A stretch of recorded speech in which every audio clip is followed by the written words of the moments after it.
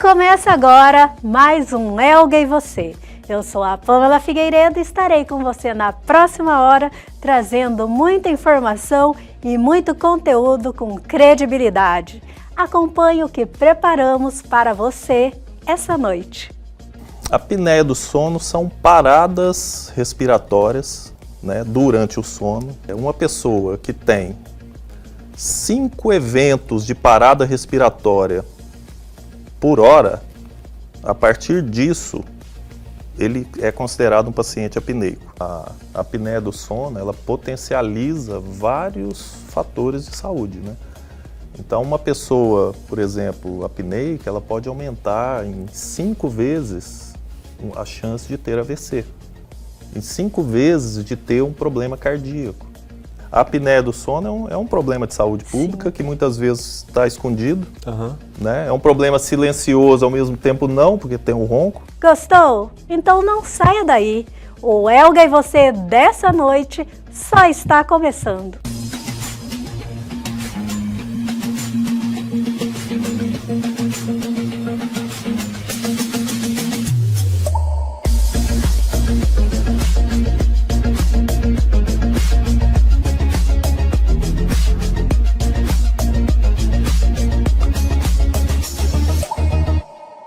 Boa noite, sejam bem-vindos a mais um Elga e Você. Hoje vamos falar de um tema de muita relevância, a apneia do sono.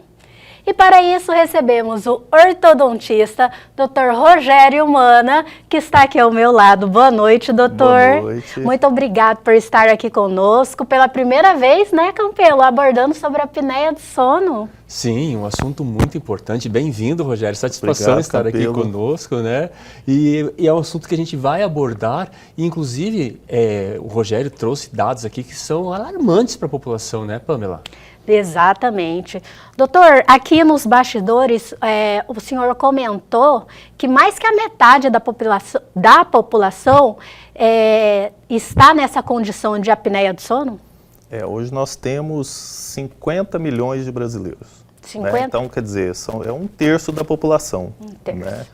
É um número bastante considerável, Rogério? Número muito grande. E é uma doença, que é uma questão de saúde pública que está aí, e muita gente não tem conhecimento, Vamos começar do princípio, Rogério. O que é a apneia do sono? A apneia do sono são paradas respiratórias, durante o sono. Então, por exemplo, uma pessoa que tem 5 eventos de parada respiratória por hora, a partir disso, ele é considerado um paciente apneico. Vamos explicar melhor isso. Então, quando a pessoa dorme, ela tem um tempo de sono. Sim. E aí a gente faz uma medição disso, existem exames para isso, que é a polissonografia, e você conta essas paradas durante todo o sono. E aí você divide essas paradas pelo tempo de sono que ele tem. Então, a partir de 5, em média, por hora, é considerada a apneia do sono. E essa apneia, ela tem um tempo dessa parada? É 1 segundo, 10 segundos? A partir de 10 segundos dessa parada, já é considerada a apneia do sono. Significa que a pessoa dormindo fica 10 segundos sem respirar? Sem respirar. Isso é o mínimo, Então, mínimo. Por exemplo, eu já tive exemplos de pacientes em meu consultório, através da análise do exame, que parou mais de 1 minuto. Sem respirar? Sem respirar. Durante o sono, Durante o sono, isso, mais de 1 minuto, uma das paradas. Nossa, é muito Então, impactante. existem pacientes, por exemplo, que param de respirar 60 vezes, que é o índice de apneia e hipopneia que ele tem. Ou seja, se ele tem um índice de 60, é uma parada por minuto durante o sono. Impressionante isso. E detalhe, normalmente a pessoa, como fala o próprio nome, parece ser óbvio, que eu vou falar, mas é a apneia do sono, a pessoa está dormindo, ela mesmo não percebe. Não percebe. E que momento que ela vai perceber isso? Então, o que acontece? Durante essas paradas, diminui o nível de oxigênio no sangue da pessoa. Então, essa diminuição de oxigênio, quando passa no cérebro, ele assimila aquilo e faz o quê? ele acorda a pessoa para que ela respire. Só que esse acordar da pessoa, a gente chama isso de microdespertar. Esse microdespertar a pessoa não lembra, não vê que acordou. Então, o que acontece? Fica acontecendo esses microdespertares durante todo o sono da pessoa. Então, ele não tem um sono reparador. Um sono de qualidade. Sem dúvida. E normalmente quem identifica isso, quando a pessoa não consegue identificar, né, que ela está muito cansada, que está tendo... Eu vi casos, porque eu faço dever de casa, né, doutor? Eu vi casos de pessoas que dormem no volante, né? E ela ainda não consegue assimilar que ela está com a apneia do sono. Então é um problema muito sério, porque as pessoas, existem vários sinais que mostram, né, que são sinais que mostram que a pessoa pode ser um paciente apneico. O primeiro sinal é o ronco, né? Então a pessoa que ronca, 95% das pessoas que roncam têm apneia. Existe os 5% que é um ronco que a gente chama de ronco primário. Esse ronco ele não é um ronco parapneico. Agora, por exemplo, a pessoa pode ter uma sonolência diurna, ela pode acordar com dor de cabeça, ela pode ter uma dificuldade de concentração. Tudo isso são sinais que se você observar isso, que você deve procurar um profissional da área para verificar se você é um paciente que tem acordar a doença. Cansado, né? Sem dúvida. Quando é cansado, isso que a Pamela falou, ter sonolências durante o dia, um perigo no caso de dormir do volante, né? Então, assim, ontem mesmo, né, eu estava fazendo uma consulta com um paciente, ele me falando sobre isso. Então, é um paciente que viaja e uma coisa muito séria, né? Porque o cansaço vem e ele não consegue controlar. E é um paciente apneico. E assim, Rogério, a pessoa tem esses sintomas que ela pode ser durante o dia para perceber, mas também você comentou sobre o ronco. Certo. Você falou que tem um ronco, tem um ronco que acho que é normal, eu não entendi primário. direito. Ronco primário. Então, esse ronco primário, às vezes a pessoa, por exemplo, algum dia a pessoa está muito cansada, normalmente a pessoa que dorme, a gente chama de posição supinada, né, de barriga para cima, essa pessoa, ela pode roncar, e às vezes até o uso de bebida alcoólica, né? Então, às vezes essa pessoa consumiu uma bebida alcoólica ou ela fez uma alimentação mais pesada durante a noite, pode ser um paciente que naquele dia pode ser que ele tenha um ronco. Então, o ronco primário é uma coisa esporádico, né? Sim, certo. Sim. Uma vez eu viajei com um primo, né? E a gente acabou dividindo apartamento. Meu Deus do céu, não tinha condições de dormir com o ronco dele, né? Não tinha condições de dormir com o ronco dele. Era muito alto. Então, né? Os níveis, né, de ronco muitas vezes são muito altos, né? Então é uma dificuldade para... Aí se você pensa nisso, né, num casal, né, o parceiro. Isso é realmente um problema muito sério do relacionamento. Então, o ronco, ele não só é um problema de saúde para a pessoa, um risco que pode ser aumentado, vários fatores, é um problema também familiar, de relacionamento, né? Porque a outra pessoa também não consegue dormir, não tem um sono de qualidade também. Sim, o parceiro ou a parceira, ele pode, né, não conseguir. E na maioria das vezes, não. Então, a gente tem casos também de pacientes nossos que já dormem em quartos separados há bastante tempo. O divórcio do sono. Olha só. Né? Nós comentamos esse dia sobre divórcio emocional. Tem o divórcio do sono também. Sem dúvida. Quartos separados. Na verdade, isso daí é uma qualidade até pro casal, né? Porque os dois não, mas pelo menos a esposa, a parceira, a namorada, né? Seja que condição estiver, né? Mas ela não vai acordar também irritada, porque a falta de sono, né, deixa a gente indisposto, estressado, né? Então, pelo menos um dos dois tem que ter a qualidade de sono, né? Eu tenho um exemplo clássico disso, né, de um casal que dormia em quartos separados, e eles iriam fazer a primeira viagem para o exterior. Então, a esposa chegou para o marido, que normalmente, assim, o homem, desses 50 milhões né, uma porcentagem maior do sexo masculino é que são apneicos. Porque quando a Pamela falou ela, né, considerou que já o marido fosse, mas então e a mulher as mulheres, a porcentagem é menor. Vamos dizer que é 30% homem, 9% de mulher.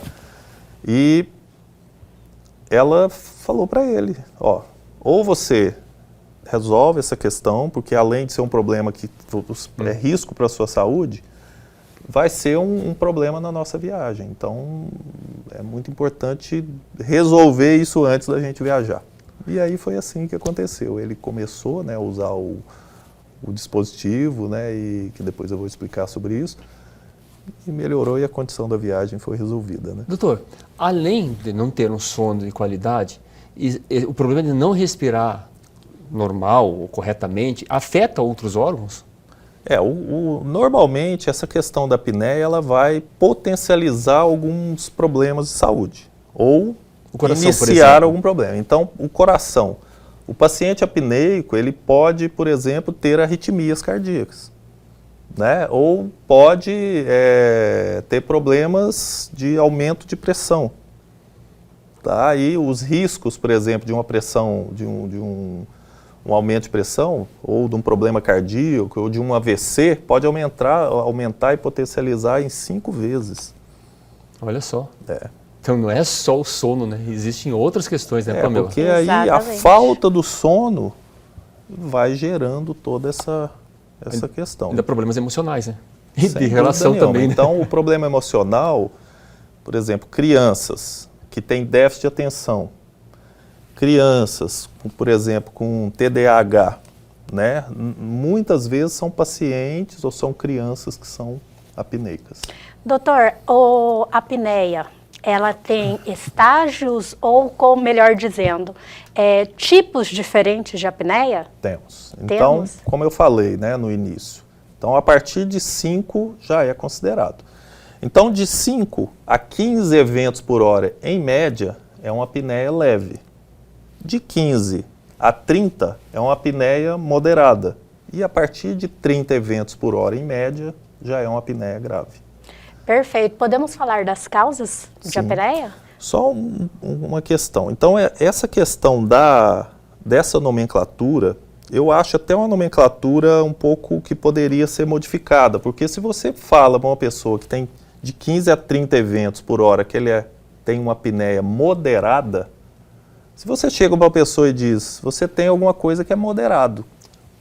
Parece normal, tranquilo. Mas pensa, você ter 20 ou 30 eventos, é sério. Até a palavra apneia, né? Porque a apneia é parar de respirar, né? Sim. E aí você vai e associa e fala assim, tem nadador que para até 5 minutos de respirar, né? Mas eles são treinados para isso. E o risco da apneia é que você não tenha consciência. É isso aí. Perfeito. Doutor, vamos falar das causas? Sim. Pode ser no próximo bloco? Claro. Mas o Elga e você dessa noite volta já.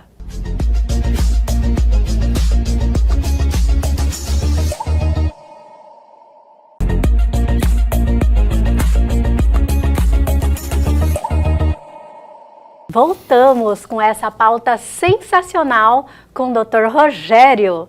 Doutor, eu terminei o bloco perguntando sobre causas, né, da apneia.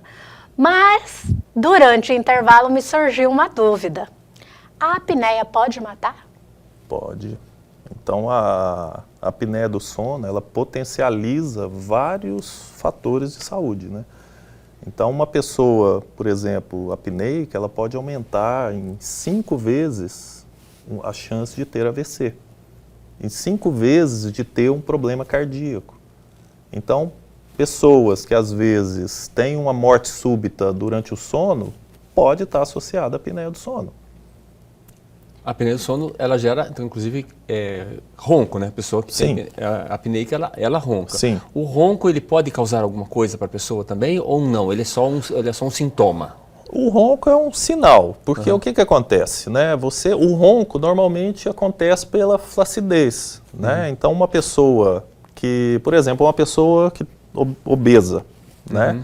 Uma pessoa obesa, normalmente, ela aumenta a circunferência do pescoço. Sim.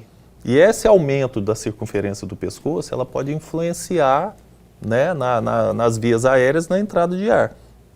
E isso pode aumentar ou potencializar o ronco. Sim. Ou, às vezes, algum tipo de flacidez. E como eu falei também no início, a posição supinada, que é dormir de barriga para cima, também é um fator. Por quê? Porque durante o sono você relaxa, a sua mandíbula ela volta um pouquinho, você relaxa, a posição supinada, e isso também tampa um pouquinho as vias aéreas e dessa forma você aumenta o ronco.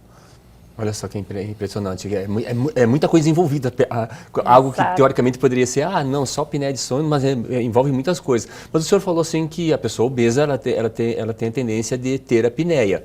Mas a apneia também, a pessoa que tem a apneica, ela também pode gerar obesidade na pessoa? Sim, então é como, né, isso pode se tornar um ciclo, né? Então, a pessoa que é obesa, ela pode ter apneia por esses fatores que eu comentei, do aumento da circunferência e outros fatores.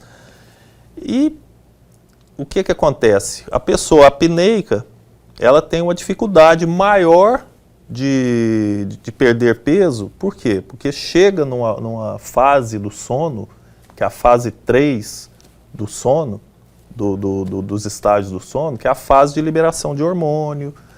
E essa liberação de hormônio não ocorre adequadamente. E isso faz com que a pessoa tenha uma dificuldade de perda de peso. Olha que impressionante, né? A pessoa não dorme bem, ela pode ter dificuldade de não emagrecer. Então, olha como o sono é importante. E falar nessa fase do sono, quais são as fases do sono? Então, nós temos, durante um sono normal, nós temos em torno de 3 a 4 estágios do sono. Sim. Ou 4 ciclos, né? E dentro de cada ciclo, nós temos 4 estágios. Nós temos o primeiro estágio. Esse primeiro estágio é o estágio do sono mais leve, que é o estágio que você normalmente tem uma facilidade maior de acordar, né? Em torno de 5 a 10% do período do sono. Depois vem o estágio 2, que é um sono moderado. É o maior tempo que você tem. Tá? A fase que às vezes você tem um pouquinho de espasmos musculares. Sim. E tudo mais. Aí entramos no estágio 3. O estágio 3 é o sono profundo, é o sono de ondas lentas. Nesse estágio, principalmente nas crianças, é o momento que tem a liberação do hormônio de crescimento. Então, quando se fala, a criança cresce na hora que está dormindo, isso é real. É real, porque nesse estágio 3 é esse estágio. E é o estágio que ocorre a faxina do cérebro. Então, quando você está dormindo, o que você acumulou durante o dia, por exemplo, é o momento que você limpa o seu cérebro e que você realmente relaxa. E depois o quarto estágio, que é o estágio REM, que a gente chama, né? Esses 3 estágios anteriores é o NREM. O REM, o que significa? É Rapid Eye Movement, que é o momento que às vezes você está no sono, não sei se vocês já observaram, já ouvi falar, às vezes a pessoa mexeu os olhos, nesse estágio. Esse estágio é o estágio que a pessoa tem também a liberação de hormônio, que é a testosterona. Então, o que acontece? Pessoas que têm baixa testosterona, pode ser pessoas que são apneicas, porque não chega no estágio REM, que é o último estágio. O apneico, ele chega até em qual estágio? Então, aí depende, né? Então, depende da quantidade de apneia, né? Do índice que ele tem, porque às vezes ele não chega no 3 e nem no 4. E se ele não chega no 3 ou no 4, ele realmente não vai relaxar e não vai descansar. Relaxa. Então esse baixo índice de testosterona que muitas vezes a gente está vendo por aí, pode ser que a pessoa não esteja dormindo bem. Para atletas, a gente sempre ouve falar que dormir faz parte do treinamento, né? E aí está explicado agora, né? É o sono reparador que libera hormônios, libera testosterona. Inclusive, tem gente que fala que no quarto tem que estar totalmente escuro. Não pode ter nem aquela luzinha vermelha, aquele LEDzinho que muitas vezes fica aceso de algum equipamento eletrônico, né? Isso a gente chama de higiene do sono. Então, isso serve para todos. Não só para pessoas que têm apneia do sono ou que não dormem bem. Todos. Nós temos que fazer uma higiene do sono. E o que significa isso? É ir desligando à noite, ou seja, diminuir telas, né, celular, tablet, TV, né? A gente fala de TV no quarto, né? Luminosidade, a gente tem um quarto escuro, uma cama confortável, um travesseiro adequado. A alimentação à noite é extremamente importante, você se alimentar e ter uma alimentação mais leve durante a noite, porque isso tudo influencia no seu sono. A pessoa que acorda para tomar água, tem alguma coisa a ver com a apneia? Olha o que me passou na cabeça, porque a pessoa está dormindo com a apneia, normalmente vai dormir de boca aberta, vai ressecar e... Eu não sei, me veio isso na cabeça, doutor, esse tem fundamento? É um sinal de alerta. É um sinal, é um dos sinais. Além do ronco, que é um sinal, além de acordar cansado, é um sinal, você acordar com a boca seca, também é um sinal. Se está tudo dentro de uma normalidade, se você dormiu, se você sem uma alimentação muito, às vezes, com muito sal ou algumas coisas assim, se acordar pode ser um sinal. Eu já estou dentro de 50 milhões. Eu já tirei minhas dúvidas todas aqui, todas as perguntas, para saber se eu era apneico ou não. Então, são sinais que a gente precisa realmente ficar atento, né? Porque, né, então, uma questão que é uma questão de saúde pública, né? Eu já sei que eu tenho hipertrofia adenoide, né? É adenoide o nome? Eu estou com hipertrofia, eu sei que eu tenho que fazer essa cirurgia, eu estou protelando para fazer essa cirurgia, né? Que aí não passa o ar, né? Sim, a adenoide, as amígdalas hipertróficas são fatores que podem influenciar na dificuldade respiratória, né? Doutor, já entrou nas causas, né? A obesidade, a adenoide, que você falou que é uma das causas. Quais mais poderíamos incluir como causa? Por exemplo, fator genético, refluxo, fator genético. O fator genético, como eu comentei também, né? Então, por isso que é muito importante a gente avaliar as crianças, né? Desde cedo, ter um acompanhamento. A criança, é importantíssimo esse acompanhamento desde cedo. E a gente, como profissional da área da saúde, como eu, como dentista, como ortodontista, a gente tem que analisar o paciente, tanto criança como adulto, como um todo.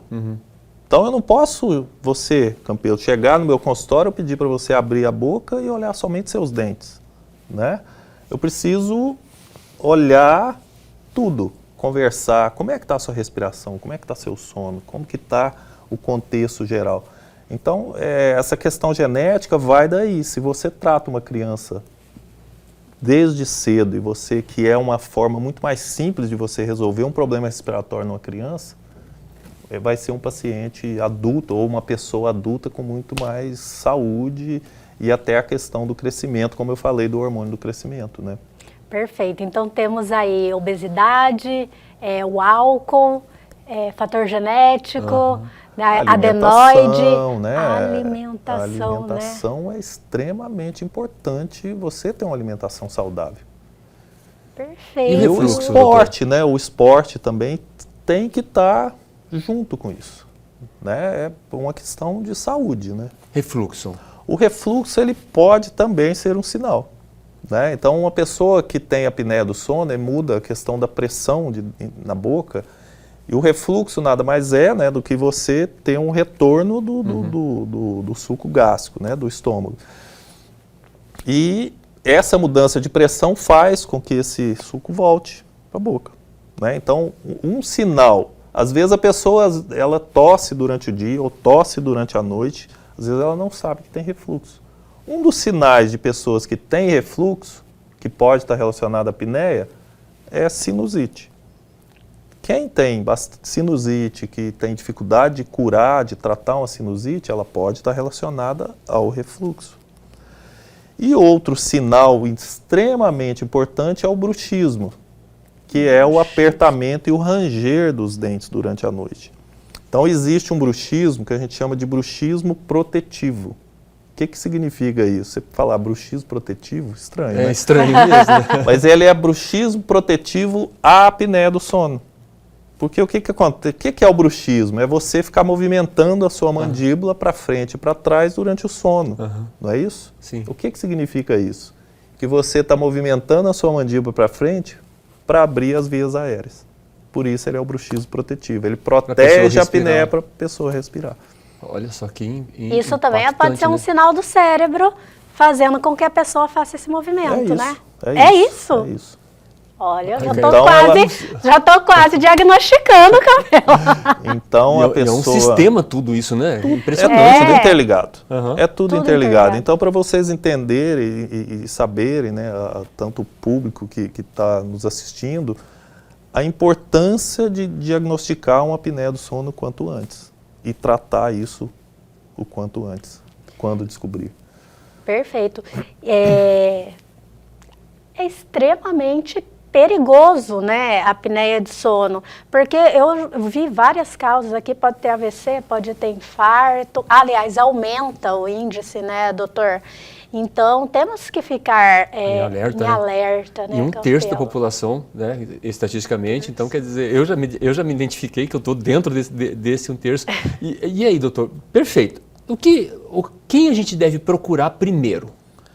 Então, hoje, assim, nós temos os profissionais da área de saúde, eu como dentista, como ortodontista, né, e eu me especializei e atuo na área de distúrbios do sono, tá? Então, a gente pode tratar ou pode diagnosticar. E também o médico otorrino ou o médico do sono, também é um profissional que está apto e que realmente vai diagnosticar e avaliar um paciente que tem apneia do sono. Camila, eu quero fazer uma pergunta sobre essa questão do sono. Fica à vontade, Campelo. Mas o que você acha de a gente fazer isso no próximo bloco? Próximo bloco eu também quero falar sobre os tratamentos que o doutor é especialista no CPAP, né, doutor? No aparelho intraoral. Ah, perfeito. Eu não conheço esse. O mais comum é o CPAP, né? Sim. Perfeito. Mas o Elga e você dessa noite volta já.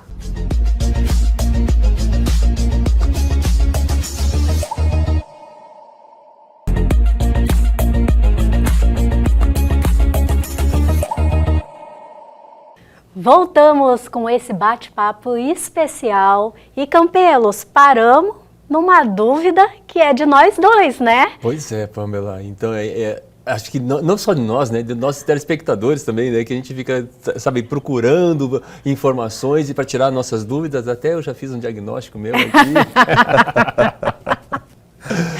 Rogério, é o seguinte, olha, a gente está falando de diversos assuntos, entre eles, assim, você falou que a pessoa que ronca, ela já dorme de barriga para cima, mas não é indicado.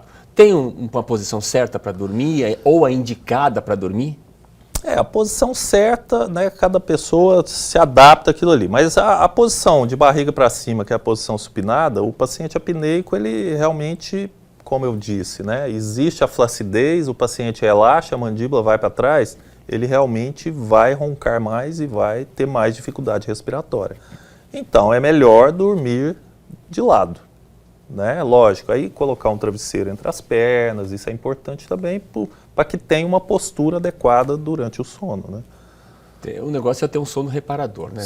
Ter o conforto para dormir bem, né? O importante é realmente entender o motivo daquilo, né? E a partir daí procurar uma ajuda, especialista, um tratamento para isso, né? Perfeito, mas terminamos o segundo bloco falando sobre tratamentos, doutor. Então, dentro dos tratamentos para a apneia do sono, né? Então a gente tem, vamos dizer que nós temos 3 tratamentos que podem ser feitos, né? Nós podemos utilizar o CPAP, né, que é o aparelho que você utiliza, que é a pressão positiva. Então, ele é um aparelho que você utiliza, coloca e ele respira para você. Então, ele coloca o ar dentro do seu corpo por pressão positiva, tá? Esse aparelho, quem prescreve é o médico do sono, né? Então, você faz um diagnóstico disso, como a gente como sabe a quantidade e como eu tenho apneia. Nós fazemos a polissonografia, que é o exame que detecta a apneia. Na polissonografia nós temos 4 tipos. Nós temos a polissonografia tipo 1, que é a padrão ouro para diagnóstico, que é feita na clínica do sono. Então você dorme na clínica do sono com os eletrodos e ele vai aferir várias coisas. E a partir dessa polissonografia a gente vai saber realmente qual o grau de apneia que a pessoa tem. e qual o tratamento adequado. E aí, a partir daí, nós podemos usar o CPAP, o aparelho intraoral, que é um aparelho que a gente prescreve, a gente como dentista do sono, nós podemos prescrever, que é um aparelho que você utiliza avançando a mandíbula, avançando essa parte inferior e abrindo as vias aéreas. Existe um outro tipo de tratamento, que também é feito por um dentista ou por um bucomaxilo, juntamente com o otorrino, que é o avanço por uma cirurgia ortognática. Né? Então você faz um avanço, é a única forma de você realmente tratar o paciente, que pode ser 100%, depende de cada caso, sem que depois ele tenha que utilizar o CPAP ou o aparelho intraoral. Perfeito. Tem, assim, doutor, usando esses aparelhos, a pessoa volta a respirar normal, cura ou ela tem que usar esses aparelhos o resto da vida? Usando o CPAP ou o aparelho intraoral é para o resto da vida. Não tem...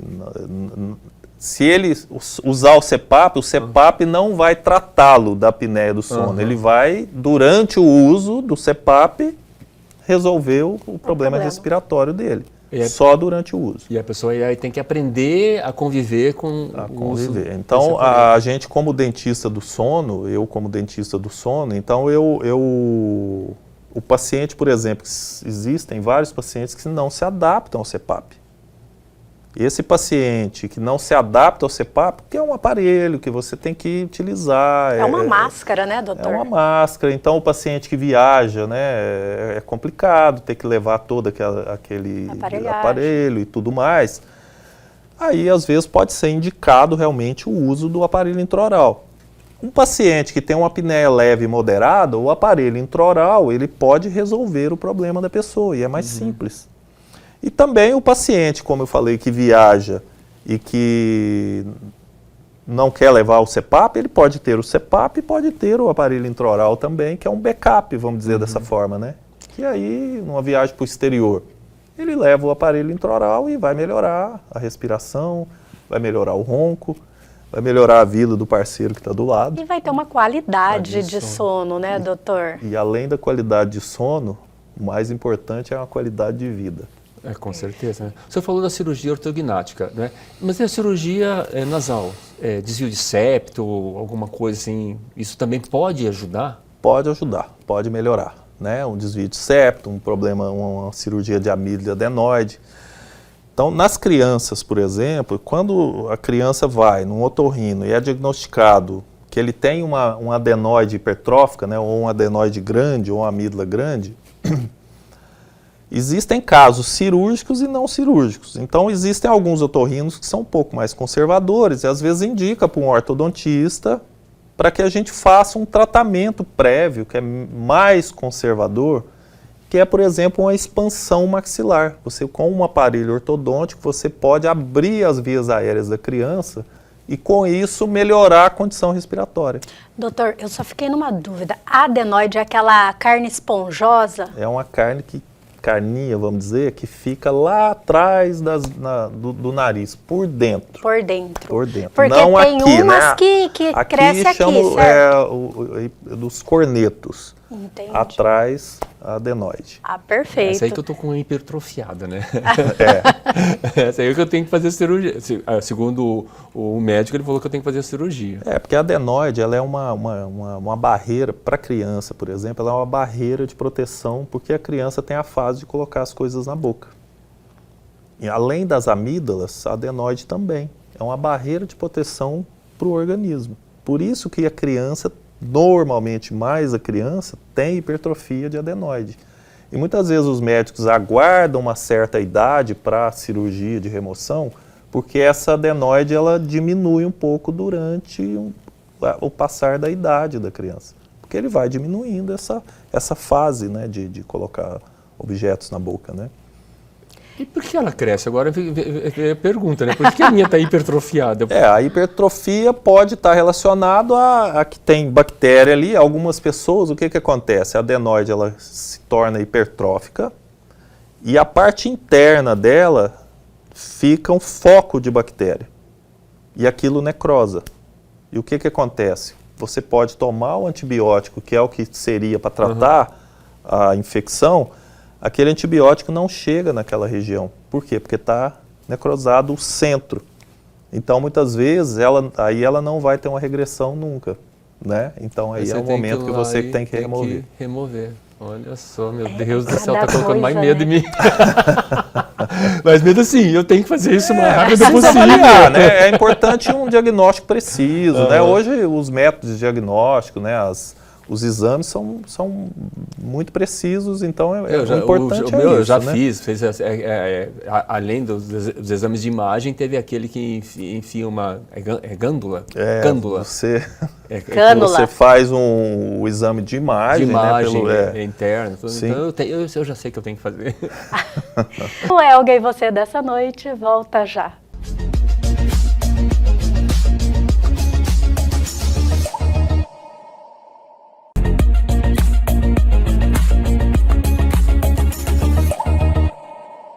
Voltamos com essa pauta sensacional com o Dr. Rogério. Vamos lá, doutor. E o que eu poderia fazer em casa, sem ir ao médico, sem ir ao dentista, para que tenha uma melhora nessa condição? Existe alguma coisa caseira que a pessoa pode fazer? Exercício físico, já sabemos então, que... é o que eu comentei da atividade física é muito importante, rotina. E você criar realmente uma rotina, como eu falei, da higiene do sono, que é muito importante. Então, essa higiene do sono é o que vai realmente melhorar a condição de ter um sono mais reparador, né? Tipo, não levar celular para a cama, por exemplo. Diminuir tela, diminuir luz, porque a luminosidade, o que acontece? Nós temos, não sei se vocês já ouviram falar, que a gente tem o que chama de círculo, ou ritmo circadiano. Uhum. O ritmo circadiano ele é ativado pela luz. Então a gente acorda, no momento que eu abro a janela e entra a luminosidade, é o momento que o meu organismo e o meu cérebro começa a funcionar. Uhum. Ou seja, agora você precisa comer, agora você precisa ir ao banheiro, você precisa começar as suas atividades.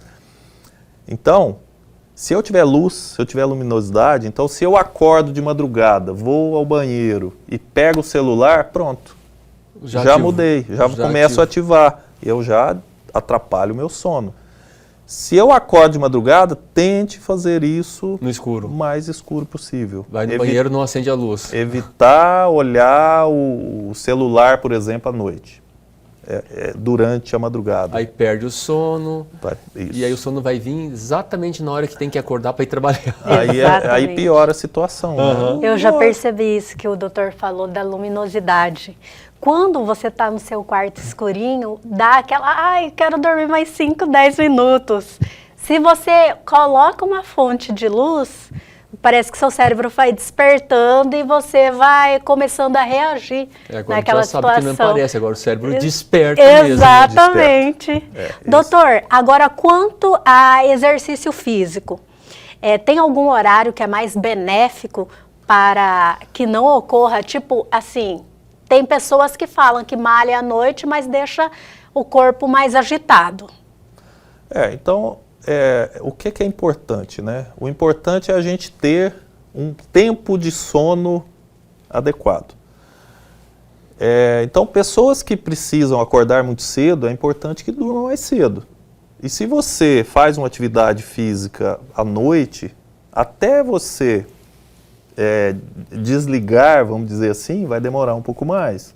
Então, o que eu oriento, né, meus pacientes é que a atividade física seja feita no período da manhã, porque dessa forma você vai conseguir desligar um pouco mais cedo, tá? Mas o ritmo de cada um é diferente.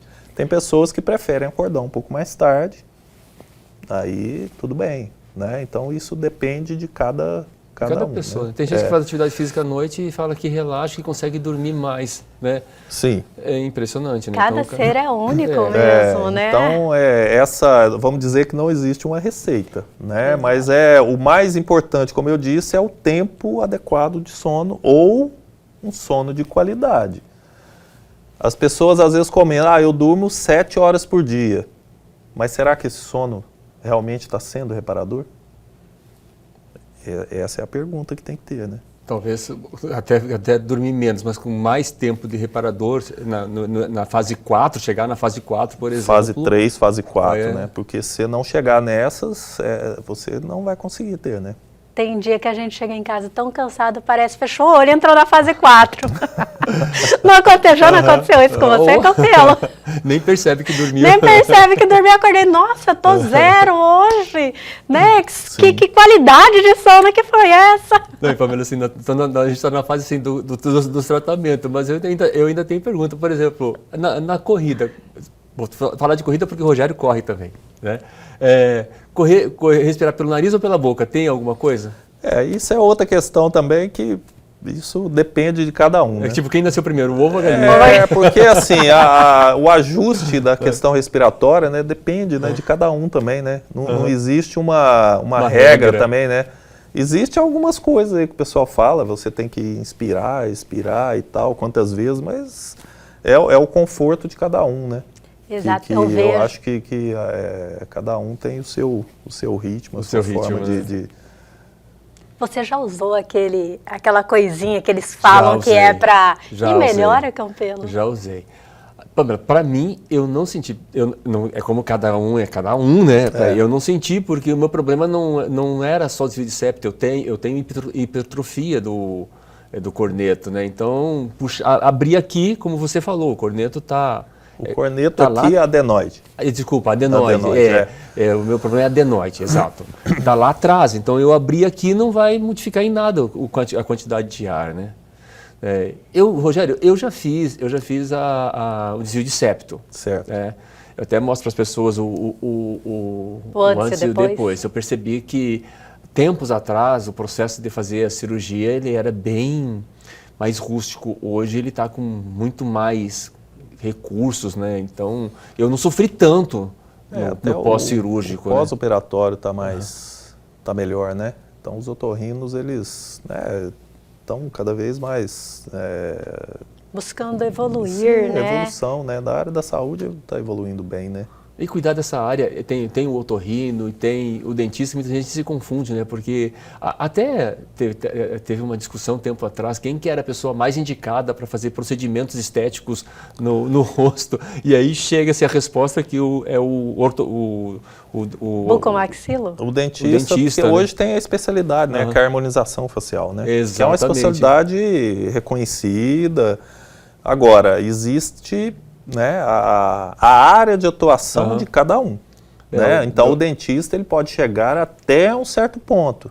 Ele não pode invadir a área da dermatologia ou da medicina, que são questões maiores, vamos dizer. Né?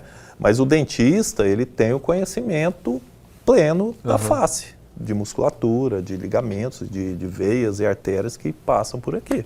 E é uma coisa impressionante, né? Porque uma vez eu estava conversando com um amigo, até um amigo em comum que a gente tem, que é o Adalberto Dalmaso. Sim. Ele estava com problema num dente, e isso estava afetando a performance dele na corrida. Eu fiquei impressionado, assim, o quanto que impacta tudo isso. Porque um problema, uma infecção, que a gente chama de uma lesão periapical no dente, uma infecção lá na ponta do dente, ela é uma infecção, que ela pode influenciar na parte toda muscular, né, do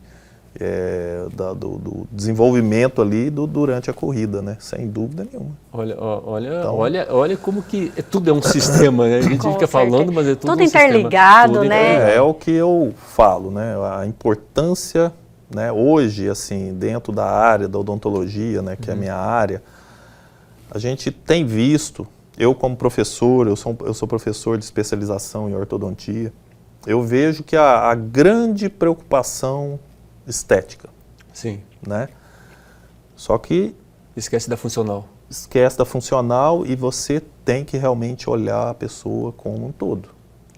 Isso a gente está vendo bastante, né, Pamela? As pessoas mais preocupadas com estética e esquecendo da parte funcional. Exatamente, eu estava pensando esses dias. Antigamente se usava muito aparelho para corrigir os dentes. Sim. Hoje as pessoas colocam lente, pronto, já corrigiu. Isso. Só que o entendimento, teoricamente corrigiu, né? Particularmente, né? Como que fala? É só estético, né? Não é. Então particularmente, eu sou muito mais Eu acho muito mais bonito o natural, a naturalidade. Existem casos que realmente são indicados, você tem que colocar, existe fratura, existe queda, existe questões que precisam né, ser resolvidas, a autoestima da pessoa, né? Você tem que melhorar. Mas tem hora que as coisas saem do padrão normal, né? Exatamente. Então, doutor, agora uma dúvida minha. Quando a gente vai envelhecendo, porque assim, eu lá em casa fui a única que não usei aparelho, foi a única que era considerada com os dentes perfeitos, que não ia precisar disso, não ia precisar. Mas o que eu observei? Que meu dente de baixo deu uma entortada. Isso é normal? É normal. Porque o que acontece, né? Então a gente, durante o passar do tempo, né? Da idade. A idade vai chegando, né? Isso é para todos, todo mundo envelhece, então a né? A gente chama de perímetro do arco. Então os dentes, eles tendem a ter uma diminuiçãozinha do perímetro. E o que significa o perímetro? É o contorno do arco. Muito mais, às vezes, no inferior do que no superior. Mas acontece em todos. E isso faz com que os dentes tendem a ocupar um pouquinho, tendem a girar um pouquinho para ocupar o espaço que tem ali. E aí pode acontecer de girar. Isso pode acontecer em pessoas que não usou o aparelho, como pessoas que usou o aparelho. E aí, assim, às vezes você pode fazer uma correção leve, pequena, se isso te incomoda. É importante corrigir, né?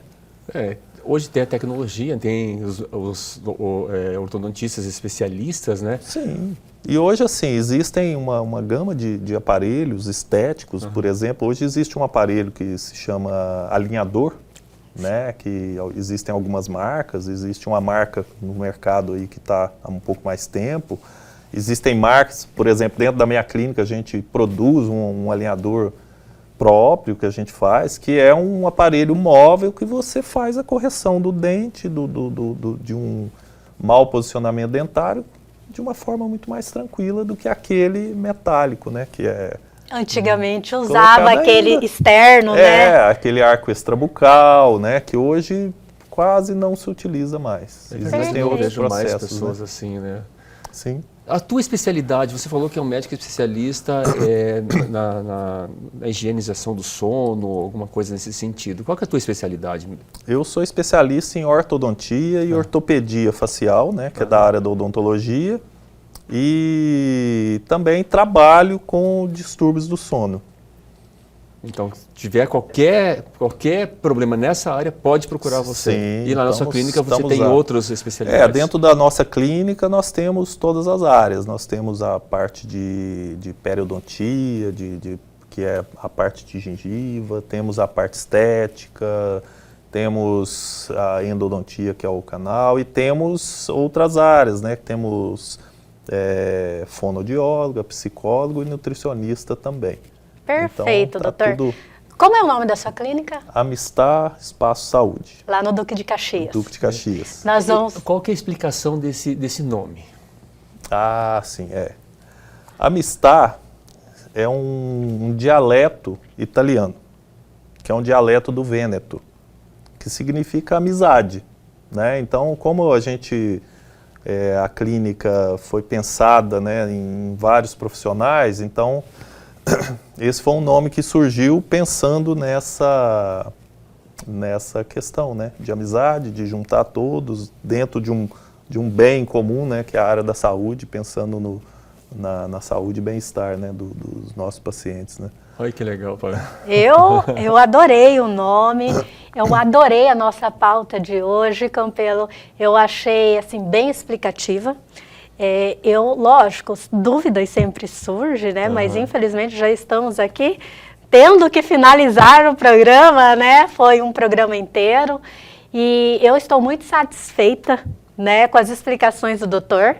Eu acho que assim como conseguiu esclarecer para mim, conseguiu esclarecer as dúvidas dos nossos telespectadores. É nossa sempre intenção, Rogério. Muito obrigado pela sua participação aqui. E a gente sempre busca isso, ter uma entrevista que a gente possa chegar no telespectador, não com palavras muito tecnicistas, né? Mas que a gente possa chegar com a palavra do dia a dia, que a pessoa entenda e ela tire um propósito para isso, ela tenha um recurso que ela saber o que fazer e como fazer. É isso que é importante, né? A gente tem que mostrar e esclarecer para as pessoas, né? Porque a apneia do sono é um problema de saúde pública que muitas vezes está escondido, né? É um problema silencioso, ao mesmo tempo não, porque tem o ronco, mas deve ser esclarecido e as pessoas precisam... E famílias que estão passando por isso, casais que estão passando por esse problema, sabem que tem uma possibilidade de ter uma solução, de ter uma resposta adequada. E o objetivo todo de melhorar a qualidade de vida da pessoa, né? É isso aí. E o nosso propósito aqui, Campelo, é transmitir informação com credibilidade. Perfeito, doutor. E nós cumprimos hoje a nossa missão, né, Campelo? Exatamente, Pamela, mais uma vez. Com certeza. Então, doutor, eu agradeço o senhor mais uma vez por ter estado essa noite aqui conosco. Eu que agradeço pelo convite, muito obrigado e estou à disposição. E o Elga e você dessa noite fica por aqui. Agradeço a você, telespectador, por ter estado conosco até este momento.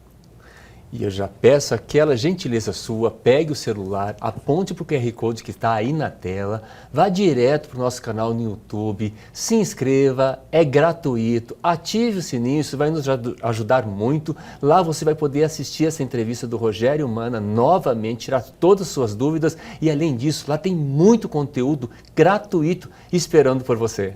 Boa noite e até amanhã.